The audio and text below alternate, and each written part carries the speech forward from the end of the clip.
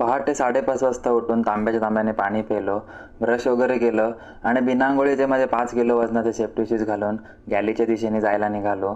आणि गॅलीमध्ये आलो तर गॅली पूर्ण सुनसान होती, कोणच दिसत नव्हतं. मला आधी वाटलं मी चुकून लवकर वगैरे आलो की काय, म्हणून घड्याळात बघितलं, पण नाही, मी बरोबर आलो होतो. आज बाकीचे लेट झाले होते. म्हणून आधी सूरजला कॉल केला. सूरज मस्त घरी असल्यासारखा झोपला होता. मग चिपकूकना कॉल केला. चिपकूक पण मस्त साखर झोपेत होते. नंतर मग मी एक्झॉस्ट फॅन, हॉट प्लेट आणि मेसरूममधली लाईट ऑन केली. आणि आज मला एकदम प्राऊड फील होत होतं, कारण कधी नव्हे तो आज मी सर्वांच्या आधी लवकर गॅलीमध्ये आलो होतो. ते दोघे येत आहेत तोपर्यंत मी माझा कसाई खाना चालू करतो. आज नॉनव्हेजमध्ये आहे पापलेटची छोटी छोटी मुलं, त्यांना आता कट करून घेतो.